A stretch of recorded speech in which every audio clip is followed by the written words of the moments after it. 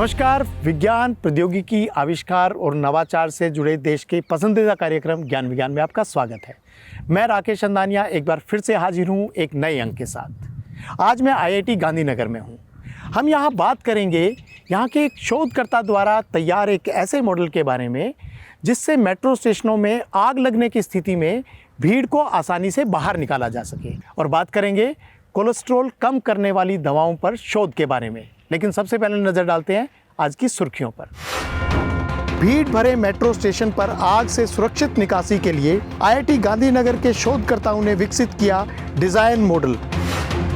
Cholesterol कम करने वाली दवाओं को कारगर बनाने की दिशा में नया शोध। देश दुनिया में विज्ञान जगत की ताजा खबरों को जानने के लिए देखिए ज्ञान विज्ञान का स्पेशल सेगमेंट साइंस एक्सप्रेस। और इस हफ्ते इतिहास में कौन सा दिन क्यों है महत्वपूर्ण, देखिए हिस्ट्री ऑफ साइंस में।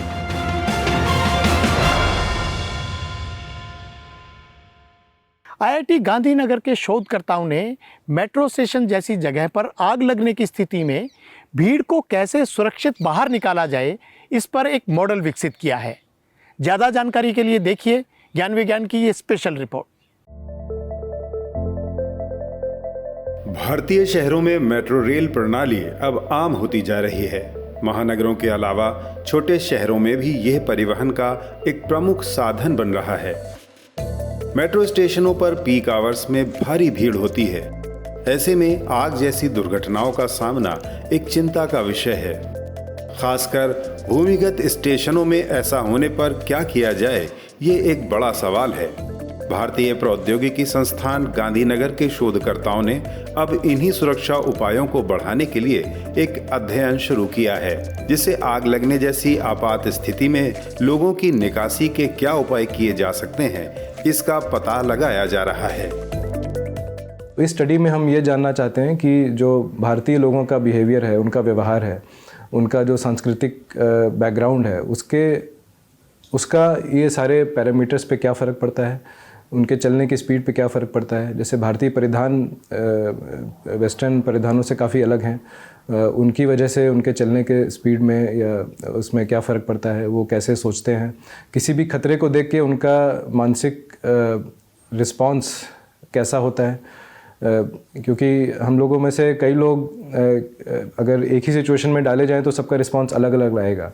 किसी को वही चीज़ ज़्यादा खतरनाक लगेगी, किसी को वही चीज़ कम खतरनाक लगेगी।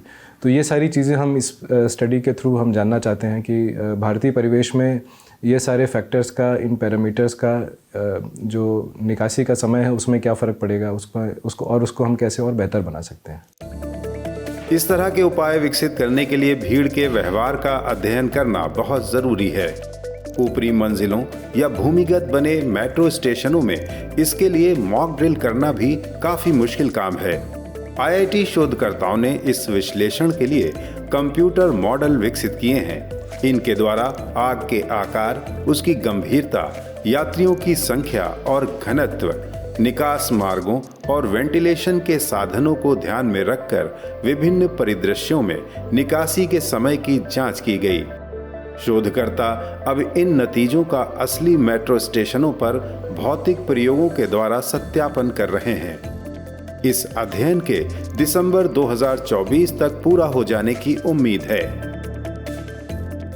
हालांकि हम ये प्रोजेक्ट सिर्फ मेट्रो स्टेशन के परिप्रेक्ष्य में कर रहे हैं, लेकिन जो भी इसमें से नॉलेज हम गेन करेंगे, जो भी साइंटिफिक इंसाइट्स हमें आएंगे, वो अलग अलग परिदृश्य में भी एप्लीकेबल होंगे। जैसे कि किसी शॉपिंग मॉल में हम इसको अप्लाई कर सकते हैं, किसी रेलवे स्टेशन में हम इसको अप्लाई कर सकते हैं, किसी कन्वेंशन सेंटर में हम इसको अप्लाई कर सकते हैं। जहाँ पे भी अधिक लोग जमा होते हैं और उनके निकासी के लिए, दुर्घटना के समय निकासी के लिए सोचने की आवश्यकता है, इन सभी जगहों पे ये मॉडल्स हम अप्लाई कर पाएंगे।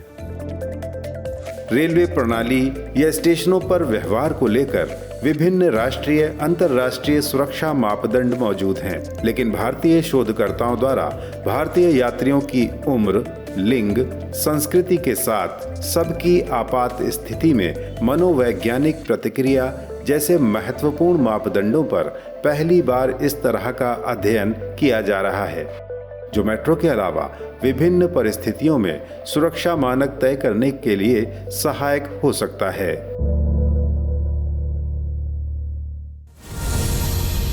आईआईटी कानपुर के शोधकर्ताओं ने चिकित्सा क्षेत्र को एक नई संभावना दी है।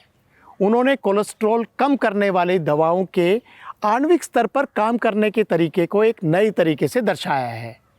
इस अध्ययन से कम साइड इफेक्ट वाली दवाओं को तैयार करने में मदद मिलेगी। ज्ञान विज्ञान की एक रिपोर्ट।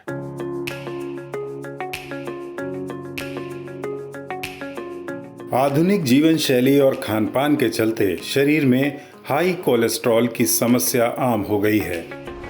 खराब कोलेस्ट्रॉल से होने वाली गंभीर समस्याओं से बचने के लिए नाइसिन जैसी खराब कोलेस्ट्रॉल को कम करने और अच्छे कोलेस्ट्रॉल को बढ़ाने की दवाएं ली जाती हैं। लेकिन इन दवाओं के साइड इफ़ेक्ट्स भी हैं, जैसे त्वचा में चकत्ते पड़ना और खुजली होना।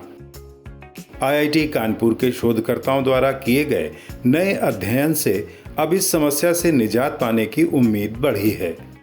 संस्थान के जैविक विज्ञान और बायो इंजीनियरिंग विभाग द्वारा किए गए इस शोध से नाइसिन जैसी कोलेस्ट्रॉल कम करने वाली दवाओं के आणविक स्तर पर काम करने के तरीके को समझने की एक नई अंतर्दृष्टि मिली है। इस शोध को विज्ञान एवं प्रौद्योगिकी विभाग के विज्ञान और इंजीनियरिंग अनुसंधान बोर्ड द्वारा समर्थन दिया गया है। Hydroxy carboxylic acid receptor 2 HCA2, जिसे नियासिन रिसेप्टर या GPR1098A के रूप में भी जाना जाता है। ये मानव शरीर में एक प्रकार का रिसेप्टर है जो वसा से संबंधित और धमनी अवरुद्ध प्रक्रियाओं को रोकने में मदद करता है। जब ये सक्रिय होता है तो ये रक्त वाहिकाओं को भी चौड़ा कर सकता है। आणविक स्तर पर नाइसिन के साथ रिसेप्टर अणु GPR1098A के तालमेल का विजुअलाइजेशन ऐसी नई दवाओं के निर्माण में सहायक होगा, जिसमें नाइसिन द्वारा होने वाले साइड इफेक्ट्स और दुष्प्रभावों को कम से कम किया जा सकता है। ये एक महत्वपूर्ण सफलता है। ये खोज दवा रिसेप्टर इंटरैक्शन के बारे में चिकित्सा विज्ञान की समझ को बढ़ाएगी और बेहतर चिकित्सीय एजेंटों को डिजाइन करने के नए रास्ते खोलेगी। इस अध्ययन के नतीजे अंतर्राष्ट्रीय पत्रिका नेचर कम्युनिकेशन में प्रकाशित किए गए हैं। और अब नजर डालते हैं विज्ञान जगत की कुछ और ताजा गतिविधियों पर हमारे सेगमेंट साइंस एक्सप्रेस में।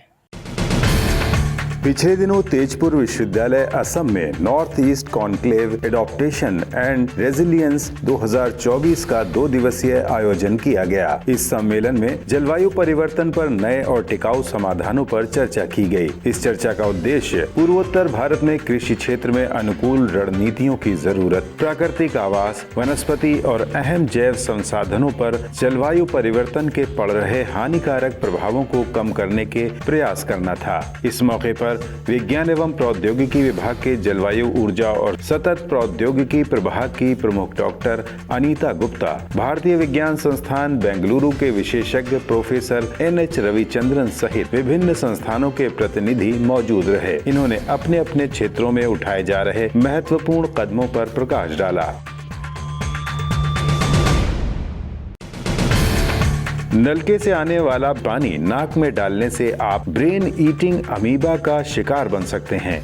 यूएस के centre for disease control and prevention के शोधकर्ताओं द्वारा किए गए 2 अध्ययनों से यह नतीजे सामने आए हैं। देखा गया है कि आमतौर पर लोग घरों या बाहर नलके में आने वाले पानी से अपना साइनस साफ करने के लिए उसे नाक में डालते हैं। अध्ययन के मुताबिक ब्रेन ईटिंग दुर्लभ अमीबा एकैंथामोइबा और नेग्लेरिया फाउलेरी यूं तो झीलों, नदियों और तालाबों आदि स्रोतों में पाए जाते हैं, लेकिन यह नलके के पानी में भी रह सकते हैं और पानी के साथ हमारी नाक में पहुंच सकते हैं, जिससे त्वचा रोग, आंख या फेफड़ों में संक्रमण और घातक मस्तिष्क संक्रमण हो सकता है। शोधकर्ताओं के मुताबिक लोगों को 5 मिनट तक उबले हुए या फिर गुणवत्तापूर्ण तरीके से फिल्टर किए गए पानी का ही उपयोग नाक साफ करने के लिए करना चाहिए।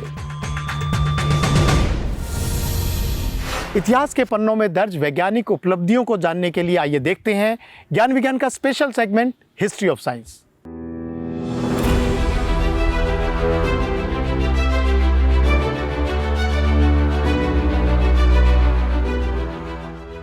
20 मार्च 1934 को जर्मन नौसेना सिग्नल अनुसंधान विभाग के प्रमुख रूडोल्फ कुहनोल्ड द्वारा एक व्यावहारिक रडार उपकरण का पहला परीक्षण किया गया था। उनका 700 वाट का ट्रांसमीटर 600 मेगा साइकिल की आवृत्ति पर काम करता था। इसमें एक रिसीवर था और इसमें डिस्क रिफ्लेक्टर थे। इसके द्वारा 600 गज दूर लंगर डाले युद्धपोत के संकेतों की गूंज प्राप्त हुई। बाद में इसके द्वारा ही 7 मील दूर वाले एक जहाज से भी गूंज सुनाई दी। 22 मार्च 1394 को मंगोल खगोल शास्त्री और गणितज्ञ उलुग बेग का जन्म पर्शिया यानी ईरान में हुआ था।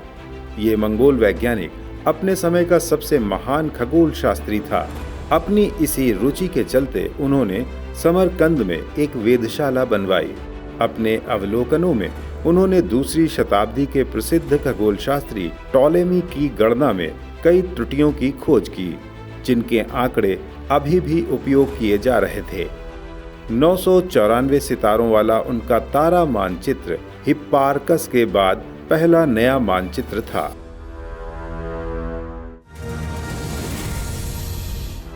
23 मार्च 1929 को भारतीय वैज्ञानिक गोविंद स्वरूप का जन्म हुआ, जो रेडियो खगोल विज्ञानी में अग्रणी वैज्ञानिक थे। खगोल विज्ञान और खगोल भौतिकी के कई क्षेत्रों में अनुसंधान योगदान के अलावा वो रेडियो खगोल विज्ञान में फ्रंट लाइन अनुसंधान के लिए सरल, अभिनव और शक्तिशाली अवलोकन सुविधाओं के निर्माण के पीछे एक प्रेरक शक्ति थे।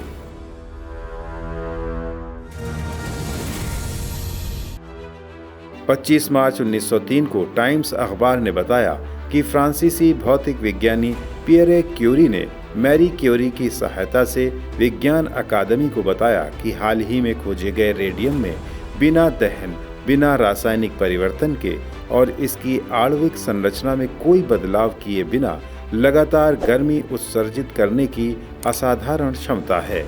कई महीनों तक लगातार गर्मी के उत्सर्जन के बाद भी ये स्पेक्ट्रोस्कोपी रूप से समान रहता है।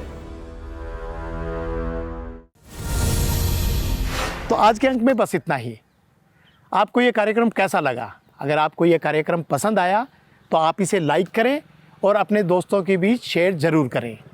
अगर आप चाहते हैं कि विज्ञान जगत की ऐसी जानकारियाँ आपको लगातार मिलती रहे तो हमारे चैनल को सब्सक्राइब ज़रूर कर लें।